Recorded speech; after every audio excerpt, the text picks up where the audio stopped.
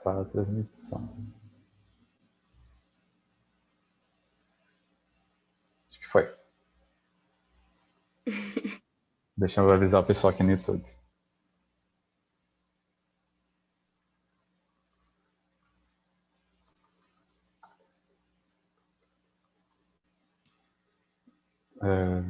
Tá, então tem 11 pessoas aqui, tipo, a gente pode começar. Boa noite. Boa noite. Meu nome é Andrei Vamigiani. Boa noite para todo mundo que está aqui. Essa é a primeira live do projeto Jovens Artistas Laminando Processos Artísticos. Vão ser 4 lives apresentadas nesse mês de novembro, sendo a primeira hoje, dia 19. Posteriormente, as outras acontecem amanhã, sexta, dia 20, na quinta-feira, dia 26, que é a quinta-feira da semana seguinte, e na sexta, dia 27 da semana seguinte também. Todas as lives vão acontecer às 19h30. Esse projeto acontece graças ao edital SC Cultura em Sua Casa, e elas vão ser todas retransmitidas no site venuselétrica.com. Né? O link vai ficar aqui na bio depois, de todas as coisas que a gente mencionar hoje na conversa. Essa live também vai ficar guardada no site, então quem não conseguir assistir até o final pode acessar lá para terminar de ver o vídeo. O objetivo desse projeto é criar rodas de conversa entre jovens artistas do cenário catarinense e o público. São artistas que trabalham em mídias diversas, que vão do desenho à pintura, da fotografia à performance, e além dessas categorias. A justificativa do projeto é que jovens artistas sempre enfrentam dificuldades em inserir no circuito artístico catarinense, ainda que com uma formação específica em artes visuais pelo UDESC. Existem problemas em como difundir efetivamente os trabalhos de uma forma mais próxima ao público, para além desse espaço tido como institucional, né? Dessa forma, justifica-se aqui a apresentação desses artistas, pois o diálogo potencializa encontros fecundos entre arte e comunidade, a partir do espaço de troca. O artista apresenta imagens, lê imagens, dialoga com o outro, e este vislumbra maneiras singulares de experimentação. Também lê imagens em seu tempo e com a sua bagagem de referências da arte, da cultura visual e das suas experiências pessoais. A questão da laminação no título do projeto é que laminação é o processo de transformar em lâminas a partir de material prévio. Né? Propõe-se demonstrar o processo de feitura, desde o micro ao macro, e suas conexões e complexidades em uma espécie dessas lâminas que compõem o todo, o objeto de pesquisa do artista em questão que está aqui conversando com a gente. Aqui se pretende desmistificar a aura da criação do objeto como se ele fosse criado do nada. Os artistas vão mostrar como, a partir de pequenos processos de feituras, essas lâminas se formaram, ao longo do tempo, um corpo macro, denso e coeso, de trabalhos em arte, tão peculiar para cada artista. Também queria trazer aqui uma ideia de... O pessoal está comentando. Trazer aqui uma ideia de informalidade, né? A vantagem de não ser esse espaço institucional é que a gente tem mais diálogo, tanto nós aqui nessa conversa, quanto o pessoal que está interagindo com a gente pelo YouTube. E também uma intenção aqui desse projeto de que é muito difícil, às vezes, a gente conhecer jovens artistas e se envolver com o trabalho deles. Né? Existe essa ideia de estar em processo de pesquisa, né? Estar em construção. Mas não é pelo fato de ele estar em construção ou de ser um estudante que a gente não deve olhar, né, para essas questões.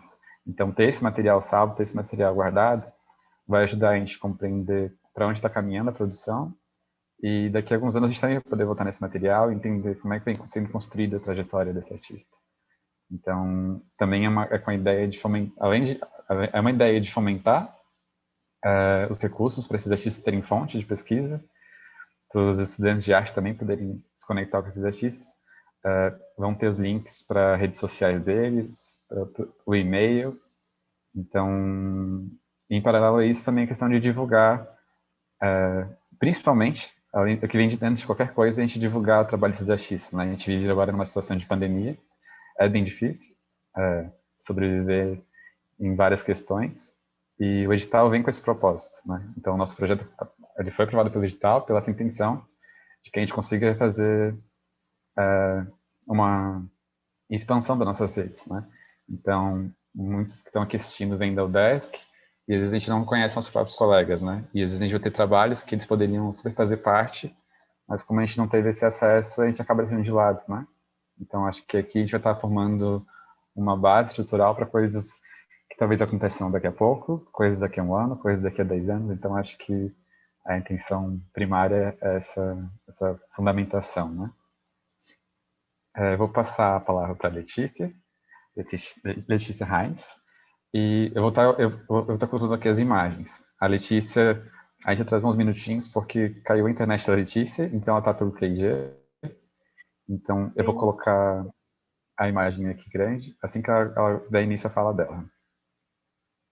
O pessoal que está assistindo pode mandar perguntas em qualquer momento. Dependendo da pergunta, eu vejo se dá para inserir no meio da fala da Letícia, senão a gente conversa no final. Letícia, boa noite. Muito obrigado. E fique muito tranquila. Então, vamos levar isso como uma conversa, porque esse é o ponto principal, né? Uhum. Bom, boa noite, Andrei. Obrigada pelo convite. Boa noite a todo mundo que está assistindo. Eu acho que é bem importante, como tu disse na justificativa do projeto, que a gente se conheça e se empodere sobre o nosso trabalho, porque, como tu disse, não é porque é um trabalho em construção, não é um trabalho, né? Tipo, somos jovens artistas, como é o nome da live, mas não é por isso que a gente não tem o que falar e ajudar esse trabalho a ganhar massa, né? A ganhar volume. E acho que isso a gente pode fazer nessas trocas. Sim. Eu vou abrir teu primeiro slide, ok? Ok. Fica à vontade para me interromper, tá? Em qualquer momento. Tá bom. Tá.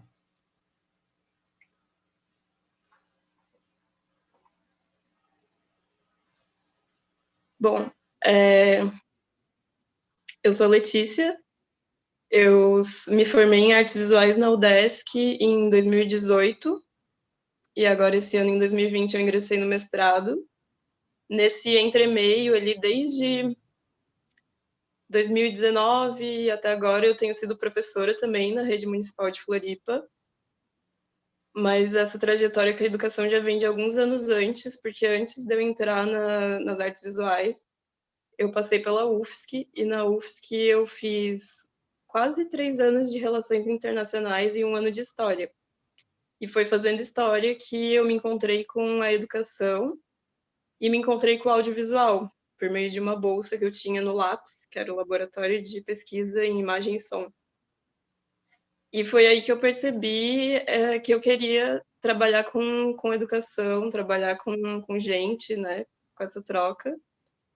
E que eu gostava muito de arte, que eu sempre gostei, assim. Por mais que eu não me lembre de ter, tipo, tido muito acesso à arte durante a minha infância, por exemplo, eu sempre gostei muito de literatura, sempre gostei muito de ler, então a arte sempre esteve ali como uma coisa que era importante para mim, que me afetava. Pois bem, e aí em 2015 eu entro nas visuais, depois de ter decidido que eu gostaria de trabalhar com educação, eu fiz os 2 vestibulares, para licenciatura em História e para licenciatura em Artes Visuais. E passei nas artes visuais e pensei que talvez seria mais legal ser professora de visuais do que ser professora de História. E aí foi assim que eu entrei no UDESC. Esse diagrama que tem aí do lado, ele lista algumas palavras que eu acho que são algumas palavras-chave para entender o meu trabalho. Então, eu faço uma prática de arte-vida, eu não consigo separar os meus processos criativos e minhas criações de performance, por exemplo, das coisas que eu estou vivendo, e vocês vão ver isso ao longo do meu trabalho todo, que vou apresentar. E a arte-vida não tem como separar de política, né? Acho que é um dado, assim. E aí posso dizer que, atravessando essas coisas, tem algumas temáticas, talvez a gente pode chamar assim, que são o amor, o corpo, ou territórios, talvez, né? A paisagem, eu trabalho bastante com site específico, então acho que é isso, pode passar.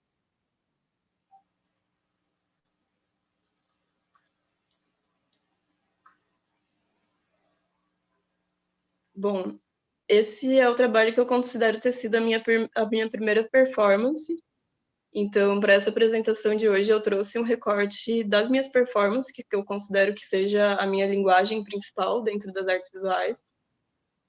E esse trabalho, ele aconteceu dentro da disciplina de escultura, e foi quando eu percebi que a gente teve várias discussões muito interessantes nessa disciplina. A gente leu aquele texto super conhecido da Rosalind Krauss, A Escultura no Campo Expandido. E esse texto é muito chave para a gente pensar a libertação dos campos, né, das linguagens, assim, como elas podem ser mais do que o que a gente geralmente está acostumado, assim, com a tradição. E aí eu tentei trazer para a performance alguns conceitos da escultura, como o conceito de modelagem, conceito de molde, pensando naquela escultura clássica, né, em que o artista ele já tem a forma dentro do bloco de mármore, por exemplo. Eu estava pensando um pouco nisso, assim. E isso eu tentei fazer um diálogo dessas ideias da escultura com o conceito de informe, que é um conceito do Jorge Bataille, e me vieram imagens assim na minha cabeça. E a partir dessas imagens eu fui construindo a performance. Então eu encontrei um material, eu queria um material que fosse maleável. E aí eu encontrei esse material que ele se chama cabo coaxial. É um cabo de TV a cabo. Aquele cabo que ele é encapado com uma borracha. E aí dentro dele tem várias camadas de metal entrelaçado. E bem no centro tem fio de cobre. E aí eu queria, tipo, que o meu corpo fosse meio que um molde e que eu gerasse essas curvas, que o meu corpo modelasse um informe, digamos, né? Porque seria uma forma desgrenhada, né, uma forma mole. E fazendo essa performance foi muito interessante, porque eu senti que a performance tinha uma potência de ser atravessada por muitas coisas para além do conceito, do que foi planejado anteriormente, assim. E acho que foi aí que eu me encontrei um pouco com a minha linguagem, assim. Aí tem algumas fotos, então primeiro teve todo o processo do material, que foram, tipo, metros e metros de cabo que eu fiquei desencapando, assim, com estilete, até conseguir as duas camadas que eu queria. Aí eu levei esse material para as dunas, porque eu queria também brincar e pensar um pouco entre paisagem, natureza e cultura, entre essa coisa do cabo, que é a conexão, né? E, e uma paisagem meio desértica, né? Enfim. E daí eu enrolei todo o meu corpo e depois eu me desvencilhei disso, assim. E aí fica aquele registro ali, aquela forma que ficou ali. Pode passar.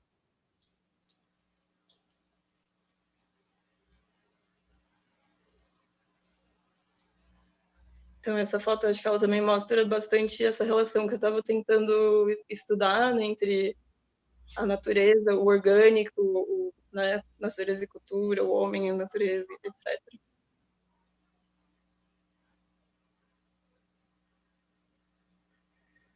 É engraçado aqui como as linhas que te amarram se confundem com as linhas da natureza, né? Mas são as Sim. linhas artificiais, as linhas naturais. Uhum. Uma coisa que eu não E ela, perguntei no começo, você também não falou. Você é aqui de Floripa? Você é de onde? eu sou do interior de São Paulo, de uma cidade chamada Olímpia.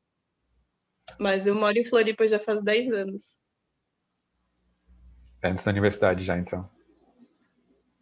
Quando eu entrei para a UFSC, que eu vim para cá. Por isso Ah, eu tive uma trajetória de 4 anos de UFSC, agora depois 4 anos de UDESC, e aí sigo, né? sim.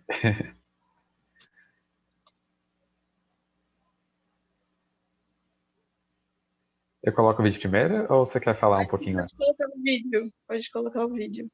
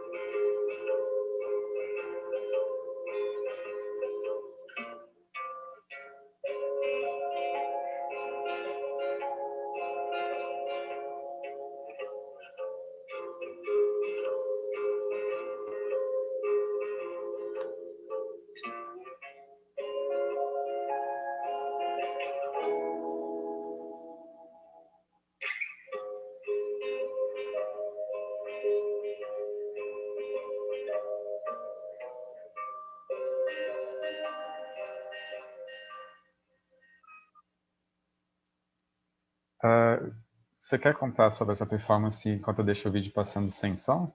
Talvez seja mais legal, que as pessoas podem revendo ele. Ou Pode prefere que eu ser, volte pro slide?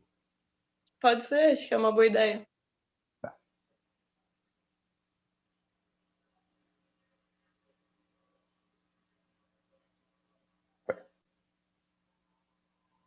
Bom, essa performance, a Frágil, ela foi feita no final de 2016 e ela é uma performance que nasce de um encontro, desse encontro amoroso com essa parceira da performance, que é a Mela, e era sobre isso, assim, né? Aquele momento da paixão em que você, tipo, a paixão te move a fazer coisas, assim, do tipo, vamos criar arte juntas. E a performance fala justamente sobre isso, assim, sobre o amor, né? Ela expõe um amor ali pro mundo, pras ruas, e ao mesmo tempo é um amor que tá todo encapado no plástico bolha, na fita frágil, e ele tá pensando várias questões, né? Por que o amor é tão importante pra gente, pra sociedade, mas ao mesmo tempo ele tá num lugar de muita dor, de muito trauma. A gente tem essa ideia de que o amor de verdade dói, né? Que o amor para ser de verdade tem que doer, que é o amor romântico. Então, ela trabalha uma série de questões. É uma performance sobre o amor.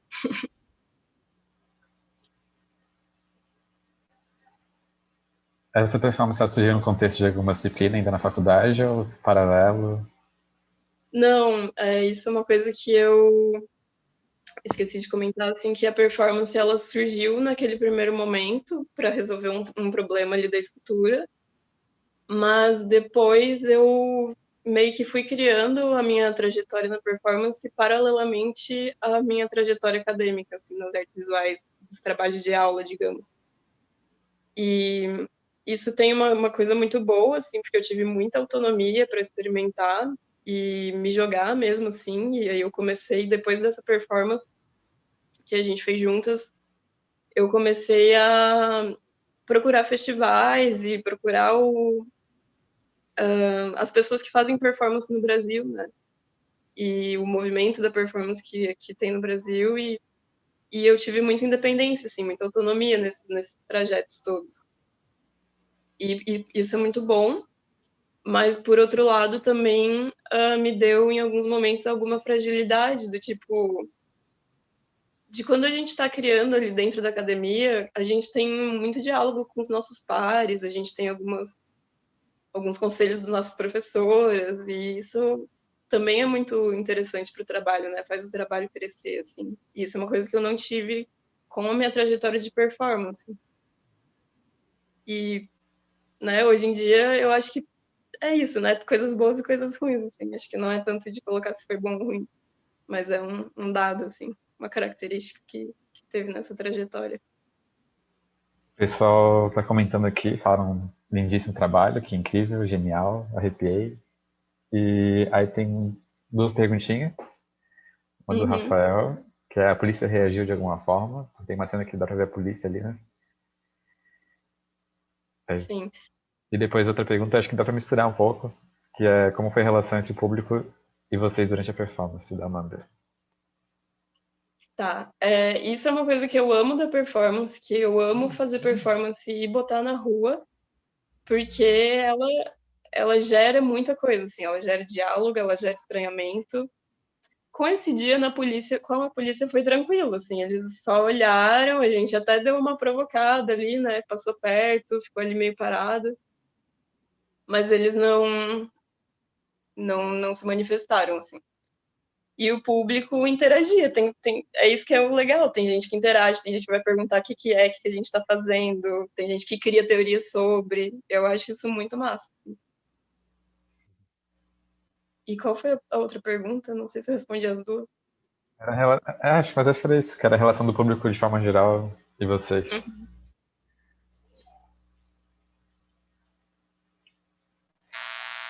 Queria a questão de você conseguiu para você falar um pouquinho sobre a questão da importância do registro e de como ele pode ter te ajudado ou não. Ah, sim. Como a performance ela é essa linguagem muito efêmera, a gente cria estratégias, né, para ter o registro da performance. Geralmente são as fotografias, os vídeos, e isso é o que, de alguma forma, se gera o trabalho também, né, faz parte do trabalho. Então, esse vídeo que vocês assistiram, ele já teve em vários lugares do Brasil. E por ele ter esse cuidado visual, por ele ser um vídeo, assim, muito bem feito, eu agradeço muito ao Lucas, inclusive, ele conseguiu chegar a esses lugares, eu acredito, porque ele consegue capturar o que foi a performance, ao mesmo tempo que o vídeo por si só tem uma poesia também, né? Então, acho que isso é um dado interessante de pensar a performance também, né? Que é o que fica daquilo depois, para além da experiência momentânea, né, para o artista.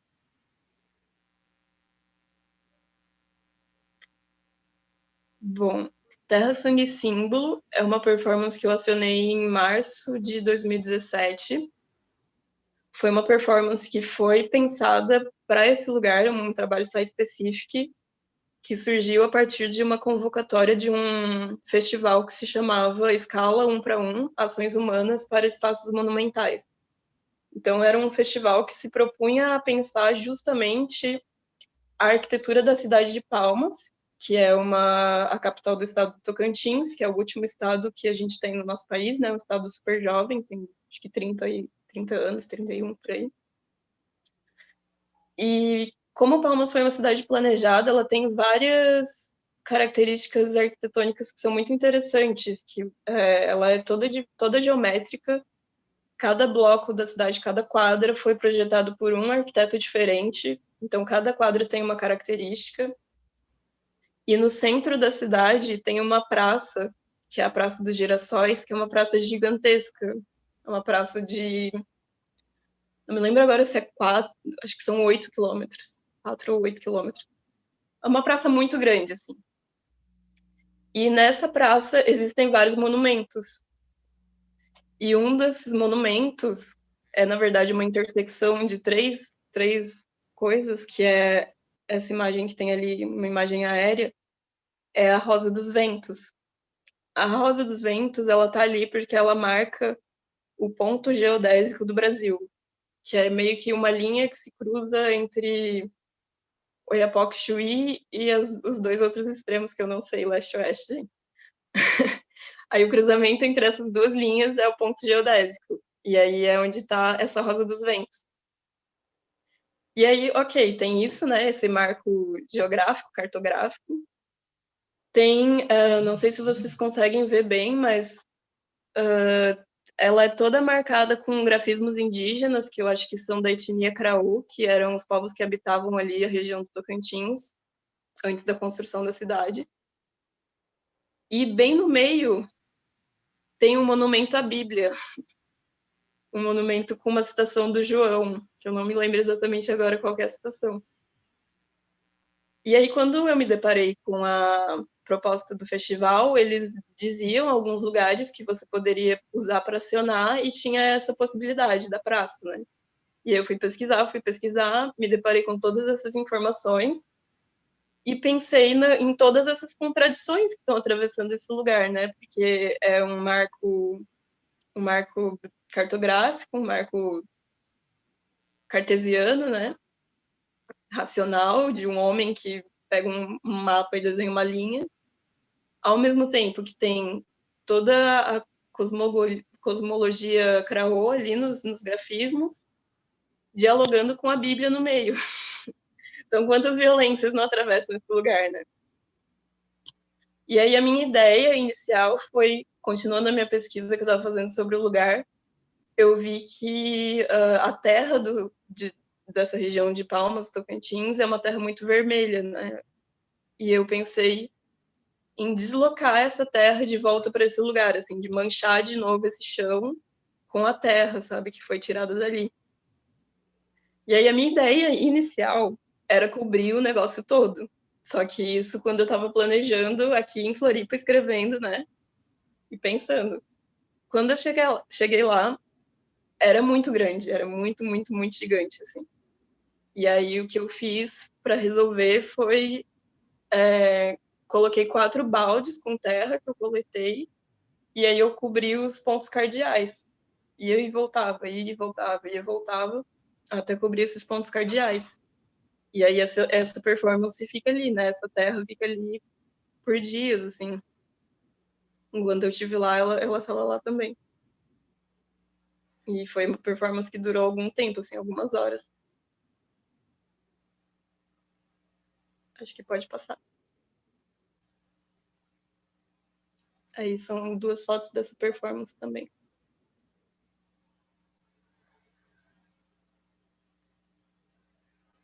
Aqui a gente percebe bem, porque naquela foto a gente tem uma ideia que isso aqui é tipo um tamanho de uma pessoa no máximo. Uhum. A gente vê aqui que E isso aí aqui é a minha é muito dimensão do lado do negócio, né? Eu tô do tamanho do degrau. grande.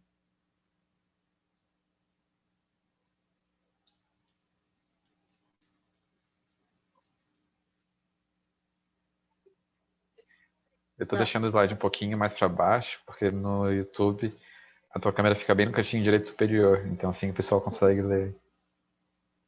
tá bom. Tá. Essa performance para colapsar distância e insistência, ela vem depois de Palmas um tempo, alguns meses. Acho que a de Palmas foi, sei lá, março, essa daí deve ter sido em dezembro de 2017. E ela também nasce a partir de um encontro amoroso que eu tenho com a Nick, que é uma pessoa que eu conheci lá em Palmas. E aí a gente se apaixonou muito. E durante meses a gente viveu um amor à distância, com todos os sofrimentos que isso tem, né?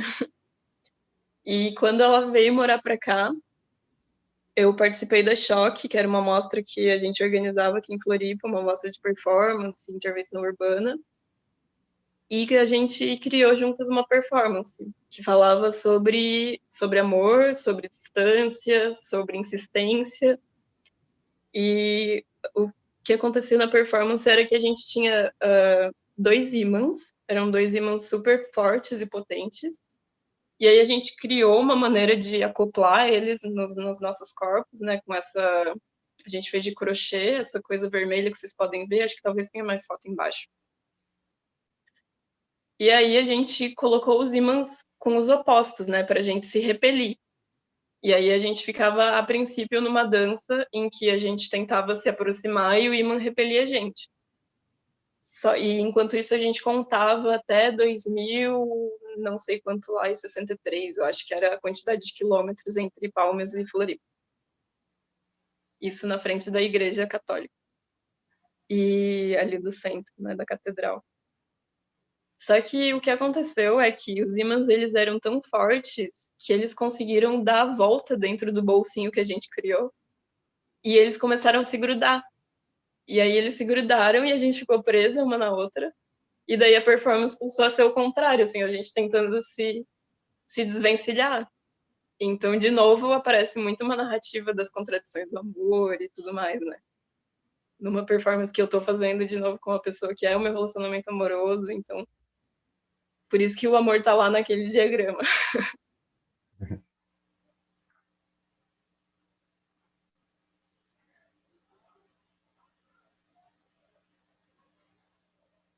Aí tem mais uma foto dela.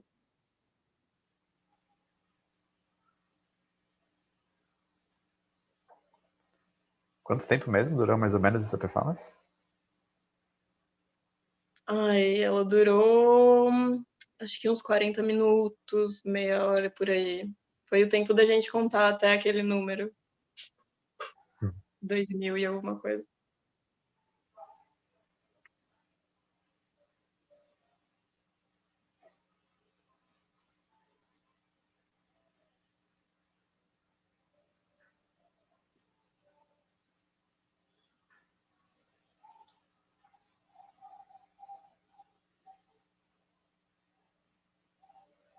Bom, aí eu acho que eu já Pessoal, tava mais.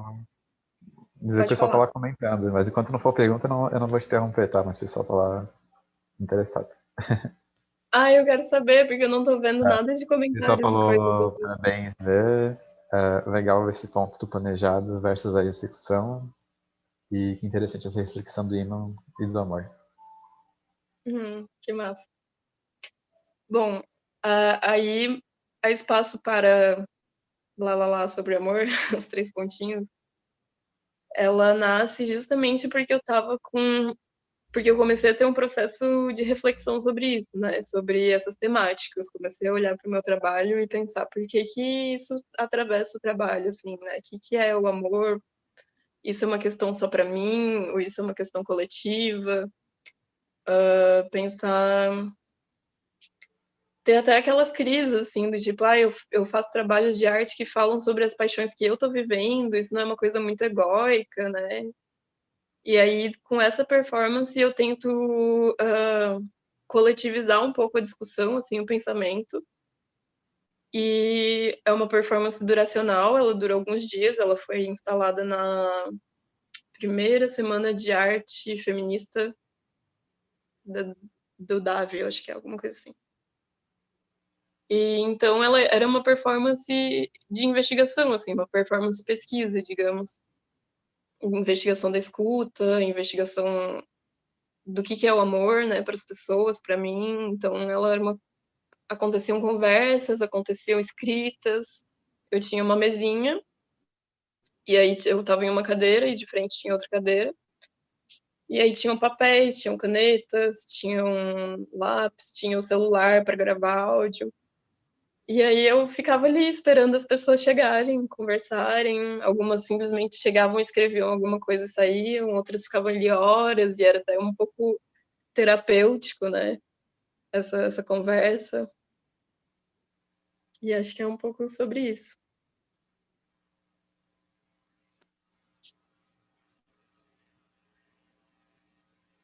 Quando você diz aqui da questão da dimensão pedagógica, tu acha que já tem uma questão da ideia de professora estar te afetando na performance?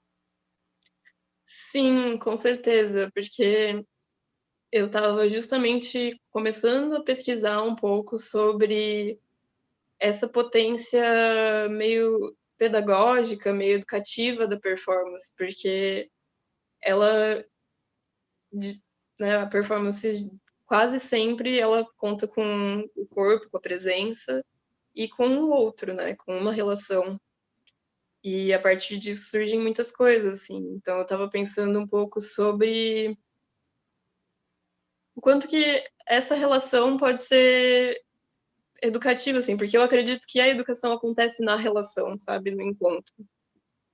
E aí, nesse sentido, que era uma investigação sobre a dimensão pedagógica da performance em si. O que eu posso, nesse encontro com o outro, nessa conversa, nessa escrita que eles estão compartilhando comigo e que eu estou compartilhando com eles, o que a gente aprende, o que a gente troca, né, o que fica para mim, para os outros. Acho que nesse sentido, assim, de pensar uma dimensão educativa.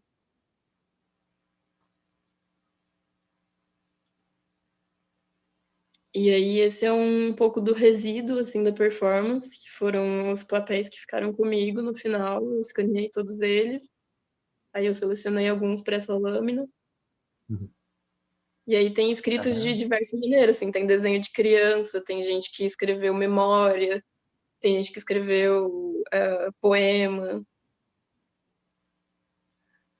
Você quer ler algum deles? Não. Tá pequeno Deixa pra eu gente. Se quiser, posso ler. Tem um que diz: era mais fácil escrever sobre o amor quando o amor doía. Parecia mais bonito.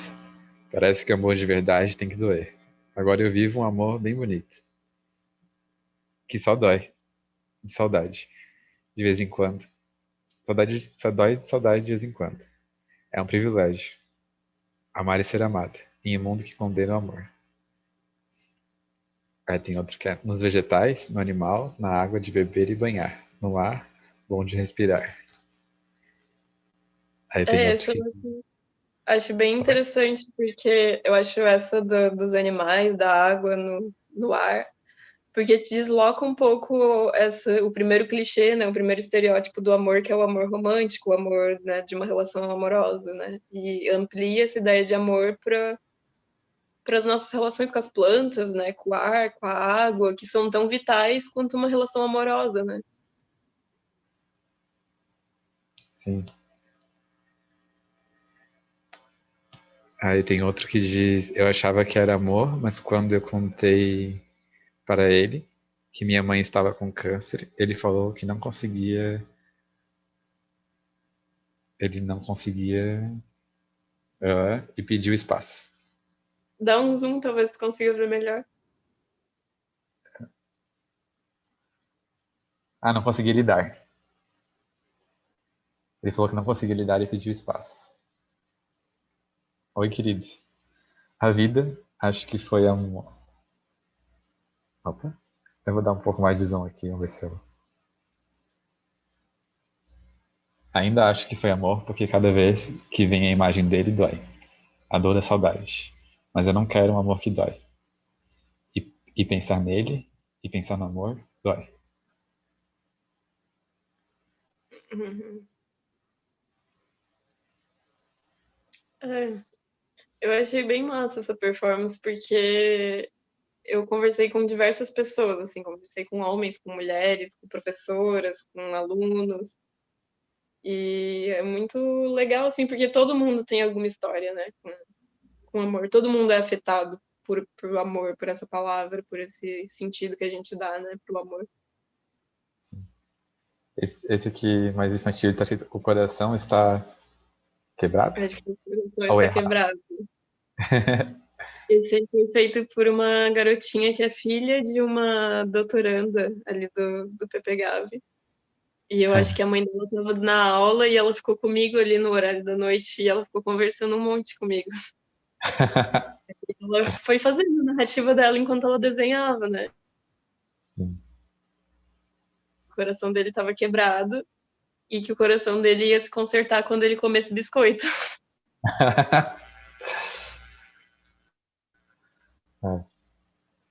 E isso é engraçado também, né? Para como era fácil de resolver para ela uma dor de amor e como a gente sofre tanto, né? Sim. Bom, essa DJ Lebafão, que eu acho que é a minha performance mais conhecida, porque ela foi acionada em muitos lugares e desde 2016 até agora, comecinho de 2020, enquanto a gente ainda podia ter festas. E é uma performance discotecagem, assim, na verdade, uma performance seleção de músicas, porque eu eu digo que eu sou DJ, mas ao mesmo tempo eu tenho muito cuidado em dizer isso, porque eu sei o quanto de trabalho envolve ser DJ, o quanto de pesquisa e de conhecimento mesmo que eu não tenho. Então eu tenho o meu cuidado também de dizer isso, né?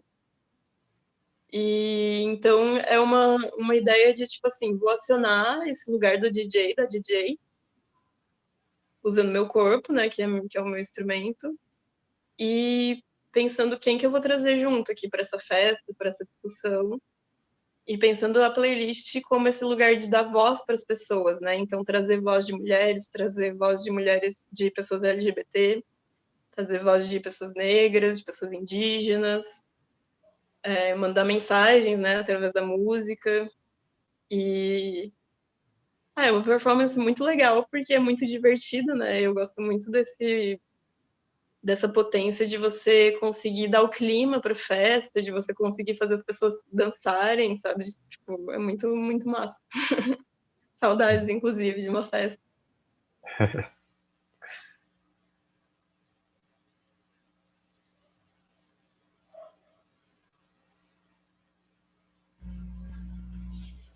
Essa é a performance Isolamento, que foi acionada em Oiapoque, também é uma performance site-specific, e ela surgiu a partir de uma residência artística que eu tive a oportunidade de participar. Foi no final de 2018, e foi uma residência muito incrível, residência e festival Corpus Urbis, porque a gente teve a oportunidade, não me lembro exatamente a quantidade, acho que foram 10 ou 12 artistas selecionados de diversas partes do Brasil, convivendo com artistas indígenas contemporâneos, como o Denilson Baniwa, o Jaiders Bell, a Salissa Rosa, e com artistas indígenas locais, lá do Amapá. Então foi muito massa, assim. E aí, além dessa convivência entre os artistas, a gente também fez 4 dias de residência em 2 aldeias do Oiapoque, na terra indígena Uaçá.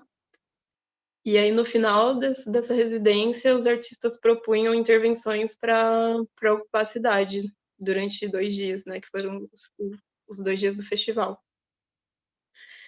E aí eu propus essa performance que se chama Isolamento, justamente pensando naquela experiência que eu estava vivendo ali, que era uma experiência de isolamento geográfico, porque eu estava no extremo norte do país, num lugar que você só chega de barco ou por uma estrada que é completamente inacessível em algumas épocas do ano, porque ela fica quando chove, a estrada fica completamente, não tem como andar, assim, vira um atoleiro, né? E aí não tinha muito acesso à informação também, porque o sinal de celular é ruim, o Wi-Fi não era, quase nenhum lugar tinha, então ela trata de várias camadas de isolamento que aquele lugar experimentava, assim, nos proporcionava. E, inclusive, eu acho que é muito marcante falar dessa performance hoje, porque a gente está vivendo, sei lá, 16 dias de apagão no Amapá. E o quanto isso também retrata esse isolamento que aquele lugar experiencia, que a região norte experiencia, né? E o quanto a gente tem.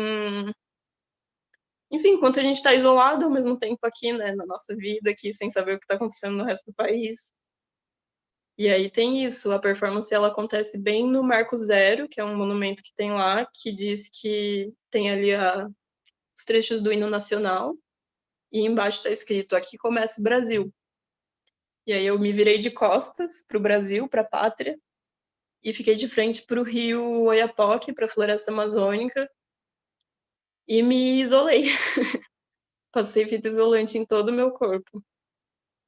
E aí, interessada também nessas imagens do corpo, assim, né? O que essa opressão da fita gera no meu corpo, sabe? Enfim, quais são as potências dessa imagem, né? Desse corpo que está se isolando ali. E foi muito engraçado o que aconteceu, é que algumas pessoas que estavam passando fotografaram isso, e logo, acho que um dia antes, tinha acontecido aquele protesto grande contra o Bolsonaro, ele não, que é organizado pelas mulheres e tal, pelos movimentos feministas. E eu acho que as pessoas que fotografaram associaram a minha performance com isso. E aí saiu, tipo, de repente tinha uma fake news na internet com a minha foto, falando que eu estava fazendo um protesto contra o Bolsonaro, que eu tinha tentado me matar, sufocada, que eu não tinha conseguido. E aí só vocês imaginam o que vem depois, né? Tipo, os comentários, tipo, derramando ódio, falando, ai, feminista, feminazi tinha que ter morrido mesmo, que pena que não conseguiu, e etc, etc, etc. Então ela tem esse desdobramento que acho que volta naquela questão lá anterior de como o público interage com a performance, né? E eu acho que a performance ela tem muito essa potência de despertar no outro um afeto, que pode ser o afeto assim mais querido e o afeto mais horroroso também, sabe? Ela toca mesmo. Acho que é isso. É muito louco, né? Você pensar que você chegou lá com a proposta de falar de amor e aí você acaba sentindo no fim ali um sentimento muito do oposto, né? E Sim, que, exatamente. Quando eu fui na minha inscrição, eu coloquei sobre isso, né? Que a minha pesquisa era sobre amor e tudo mais, que eu queria dialogar com os povos indígenas, né? Com essas outras concepções de amor. E isso até aconteceu, mas ainda, tipo, quebrando várias das minhas expectativas, assim, para o bom. Mas acabou gerando esse outro movimento, assim, que eu acho que foi mais impactante para mim, essas questões do isolamento, assim, da cidade, político, social, de informação. assim, no fim, tu se permite sentir o que tu sentiu muito forte nessa hora de você dar o seu amor, de você sentir o amor do espaço, você sentiu esse isolamento. E no fim, às vezes, essa reação que da fake news e dos comentários que surgiram a partir disso mostra como que reage essas pessoas que estão acostumadas, né, a não serem ouvidas e também não verem as coisas e não terem acesso às coisas. Então, Sim, sim.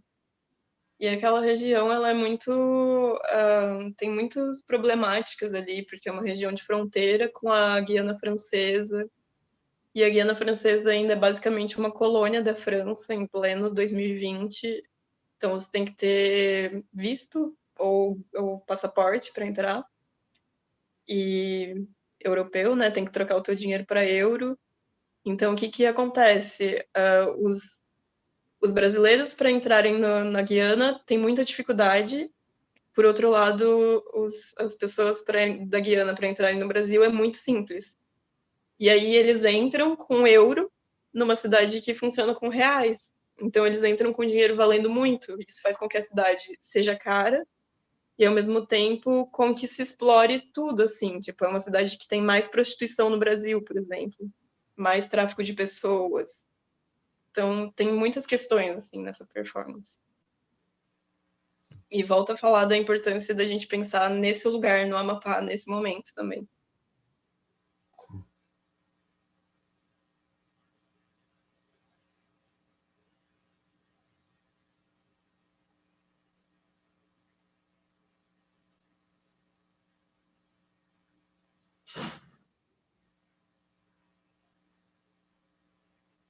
Essa performance, Felizes para Sempre, também é fruto da residência, e aí ela sim dialoga com a poética, né, do amor.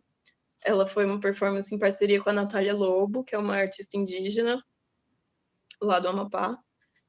E a gente teve a ideia a partir das discussões que a gente estava tendo já, né, sobre o amor, quando eu me apresentei, falei da minha poética e tudo mais. Mas também porque todos os dias a gente almoçava num restaurante que tinha tido recentemente um aniversário de casamento. E aí ele estava todo decorado com balão rosa e vermelho e coração e flor de plástico. E aí a gente estava pensando sobre isso, e daí estava escrito na parede, né? Felizes para sempre. E aí a gente pensava sobre isso, né? Porque felizes para sempre, ups, felizes para sempre, só porque a flor é de plástico, né? E aí dura para sempre. E aí a gente brincou com isso, e aí a gente foi para frente da igrejinha, aí a gente fez os buquês de flores, aí a gente perfumou as flores, aí a gente dava para os espectadores cheirarem esses buquês de flores, até que a gente foi para o canteiro na frente da igreja e plantou as flores, ficou regando ali elas por um tempo, e foi isso, felizes para sempre.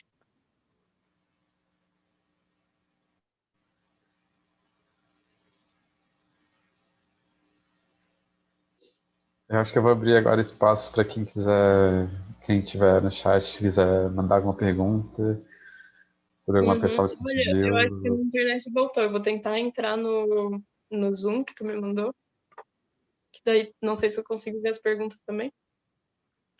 Eu acho que tu tem que ir para. Só se tu quiser abrir o link do YouTube no teu computador.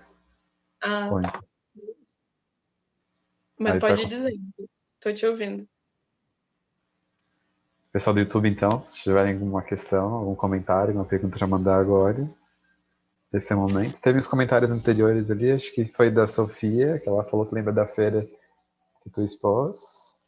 Ah, Tem eu da... acho que inclusive a gente. Aquelas, né? Não vou falar isso.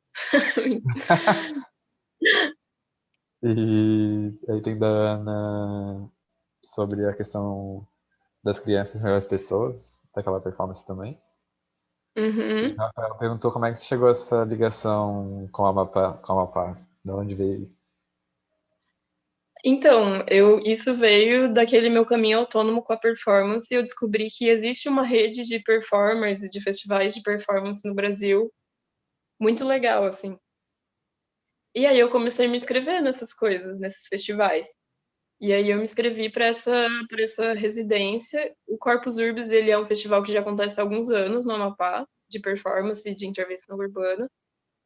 E nesse ano de 2018 eles tinham conseguido uma verba do Itaú Cultural. Então, eles conseguiram fazer um festival muito mais robusto, chamar muito mais artistas, ter artistas convidados, ter todo esse trajeto da gente ir para o Oiapoque, ir para as aldeias. Então, foi assim que eu cheguei lá, através desse festival, que foi incrível, assim, muito. Eu vou emendar essa pergunta na pergunta da Ana, que ela diz: essas conexões com outras regiões do país vieram com intenções, tanto de pesquisa quanto artística, ou surgem de forma espontânea? Não a priori, não era intencional, mas foi acontecendo essas viagens a partir do momento que eu comecei a me inscrever nesses festivais. Mas ao mesmo tempo a questão do território, eu acho que ela já estava na minha poética, assim. Eu sempre penso muito o lugar onde eu tô, sabe, quais as relações que eu posso traçar com esse chão e tudo mais. E foi incrível poder ir para esses outros lugares, né? E poder conhecer essas outras realidades, assim. E coisas que a arte possibilita, assim. Então eu acho isso muito massa. Eu acho que é interessante porque existe uma questão de você ocupar a praça principal dessas cidades, ou o centro principal, e normalmente você está sempre conectada com algum tipo de monumento histórico, né? Sim, Então, uhum, é uma coisa que a gente percebe que vai aparecendo em seguida. Às vezes é um monumento mesmo, uma construção, uma escultura ali, e você interage na tua intervenção. E outras uhum, vezes é um monumento como uma igreja, algo assim muito conhecido, um uhum. ponto. Inclusive, eu quero E, aproveitar para fazer um convite. Amanhã eu vou performar no coletivo Armazém, no Espaço Cultural Armazém, coletivo Elza, que é lá no Sambaqui, e não sei para quem não é de Floripa, talvez não conheça, mas ele fica numa casa de arquitetura soriana, uma casa que tem a fachada tombada. E aí amanhã minha performance vai se chamar Gestos Decoloniais, tentativa 001. E é uma continuação dessa pesquisa que está falando sobre o território, está falando sobre o lugar, está falando sobre a história. E é isso. Convido vocês para assistirem amanhã, sim. a Amanda perguntou aqui: Letícia, quais foram as suas maiores dificuldades ao começar a trabalhar com performance? Eu acho que a minha maior dificuldade foi, primeiro, de me empoderar de que o que eu estava fazendo era artístico, era relevante, tinha, sabe, tinha um diálogo acho que quando tu fala lá no começo da apresentação, né, sobre esses espaços institucionais e o quanto é difícil para o jovem artista sobreviver ali, eu acho que isso atravessou, assim, de às vezes eu achava que, como não estava fazendo isso para dentro da academia, isso era menor, sabe, de alguma forma. Então, acho que me empoderar no sentido de, tipo, olha, eu construí essa trajetória que é autônoma, mas que é relevante, eu acho que isso é uma coisa que foi importante no processo e que foi difícil de construir, assim. Uh, parece que veio de uma forma mais natural tu ter caminhado pela performance, né? Tu disse uma conversa que você não foi pela matéria da performance, e daí você descobriu, né? Tu já começou a se Não, interessar por isso antes não, de inclusive, estudar, teoricamente, a performance, né? sim, inclusive porque no nosso curso, na UDESC, a licenciatura não tem performance, né, como disciplina obrigatória.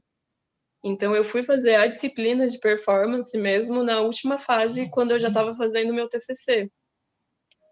E aí eu trago para dentro, pela primeira vez, né, os meus trabalhos de performance para dentro da academia, assim. Mas, de alguma forma, eu sempre tento fazer um diálogo, assim, porque a performance também é uma linguagem artística, como as outras que a gente tem, né, a escultura, a gravura e a pintura. E me perdi um pouco, eu acho.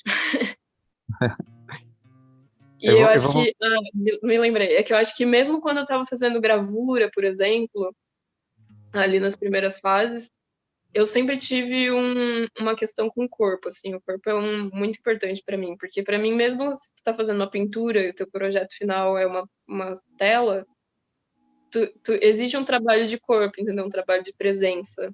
E eu acho que isso é uma coisa que eu gosto de investigar em qualquer linguagem e principalmente na performance. Tem outra pergunta aqui, da Caroline Garlett. Você sente que essas performances, a acionada no Desk, no DAV, que teve esse processo de escuta, e essa vivência em Oiapoque, mexeram no seu modo de pensar e sentir o amor? Sim, sim. Sim, por isso que eu também reforço a ideia de pensar a pedagogia, né, a educação dentro da performance, assim. Porque a gente aprende, né, quando a gente se desloca. A gente aprende a partir desse encontro. Eu ia te perguntar para você falar um pouquinho da tua pesquisa que, para a gente começar a ir mais para o final agora, esse teu direcionamento quando tu acabou a tua graduação, como você se encontrou como estudante das artes e artista, e depois como você chega no projeto de mestrado. Eu acabei e aí eu virei professora, assim, full time. E aí eu até vivi umas crises, assim, porque eu achei que eu estava me separando do meu trabalho artístico por estar com a rotina de professor e como essa rotina demanda muito da gente também. E aí eu comecei a entender que o processo de ser professor ele é muito artístico, porque ele é muito criativo, assim, desde do planejamento até essa última parte da relação em si, de estar na sala de aula com os alunos, efetivamente, que é muito potente, assim, que é uma das partes que mais me interessa. E aí o meu projeto nasce disso, assim, depois de ter esse trabalho que entrou mais pro meu TCC, esse trabalho das performances, eu diria. Eu tive esse 1 ano, assim, de intensidade docente, e aí eu tô tentando juntar isso agora no mestrado, assim, pensar quais são as dimensões educativas da performance, como que o meu processo artístico está imbricado com o meu processo de docente, né, o meu processo de me tornar docente. E aí é dessas reflexões que nasce meu projeto de mestrado, que é justamente para pensar isso. Como que eu estou criando a minha docência, quais são as relações entre essa criação e a criação das performances. É mais ou menos isso.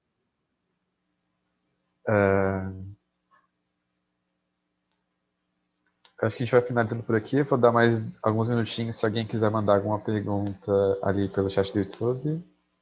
Tem pessoal que agradeceu. Que E massa, depois eu disso a gente agradeço. finaliza. Eu acho importante aqui, eu vou ressaltar. Tem os trabalhos sonoros, que a gente pode, pra gente dar uma olhadinha, né? Sim, eu Então posso tem falar rapidinho sobre eles.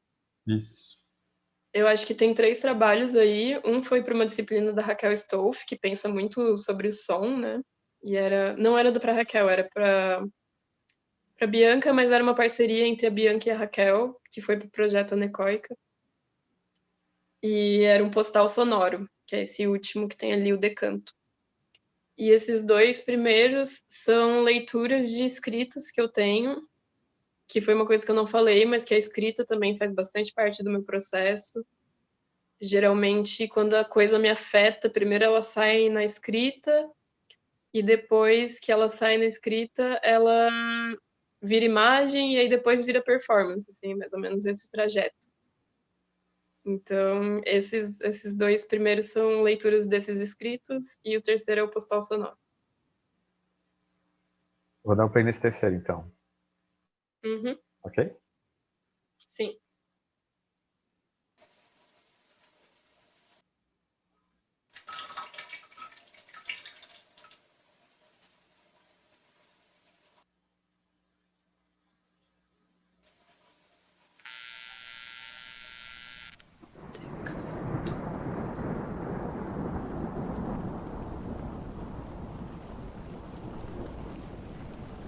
Só do YouTube, se não tiver conseguindo ouvir, você deixa uma mensagem, mas acho que eu só tenho.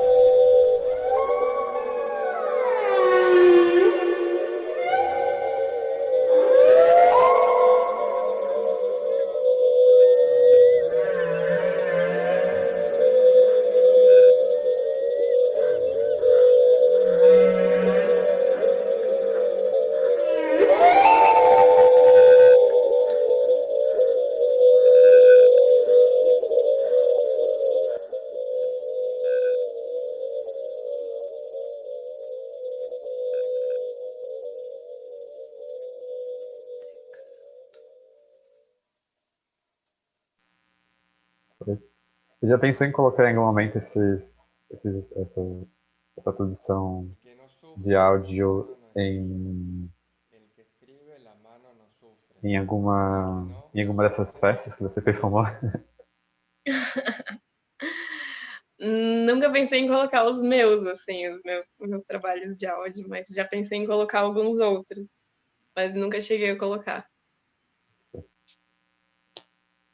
Eu vou ler mais alguns comentários que apareceram. Tem o da professora Xeren, ela comentou: Letícia, adorei ouvir sobre o seu trabalho. Ai, Do Rafa obrigada. novamente. Rafa falou: ruídos, obrigada por compartilhar teu trabalho, Letícia. E a Lígia falou: muito lindo ver teu percurso. Ai, obrigada a todo mundo que esteve junto, que assistiu. Muito obrigada mesmo. Aqui está o e-mail para quem quiser entrar em contato com a Letícia, então. O Instagram também. Dá para mandar mensagem para o Instagram, né, Letícia? Dá pra mandar. Acho importante lembrar, então, vou tirar aqui o compartilhamento de tela.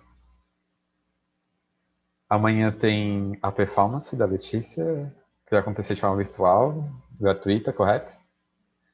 Sim, Eu não sei pelo se já mesmo. existe o link, mas se não tem link, vocês vão conseguir acessar pelo Instagram da Letícia, que ela vai estar compartilhando lá também. Vai ser no YouTube do Coletivo Armazém. Coletivo Elza. Essa gravação aqui, pessoal, essa live, ela vai ficar salva. Então, se vocês acessarem esse mesmo link, vocês vão conseguir assistir algum trecho que vocês tenham perdido ou rever alguma coisa que queiram rever. E no site do Vênus Elétrica, vocês também conseguem acessar esse vídeo. E aí no post, na página que está esse vídeo postado, eu vou colocar esses links que estão aqui no final dos slides da Letícia e também coloco lá o link para o convite da performance virtual que acontece amanhã da Letícia. Eu vou agradecer a todo mundo que assistiu aqui a gente. A gente teve uma média simultânea de 20 pessoas, então às vezes eu sou para cima, às vezes eu sou para baixo, mas a média fixa ficou 20.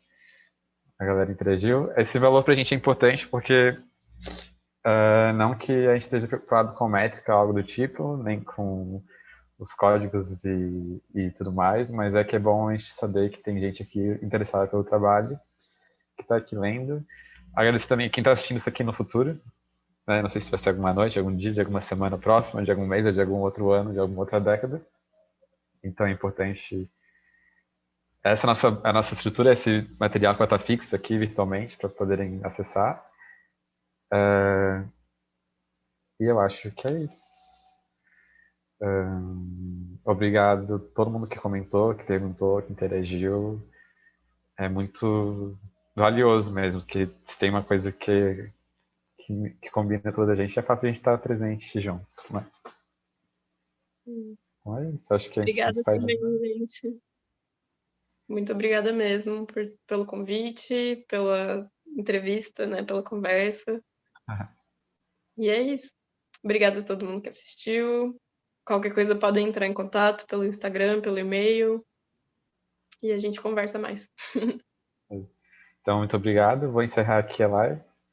Lembrar que tá lá salvo o vídeo.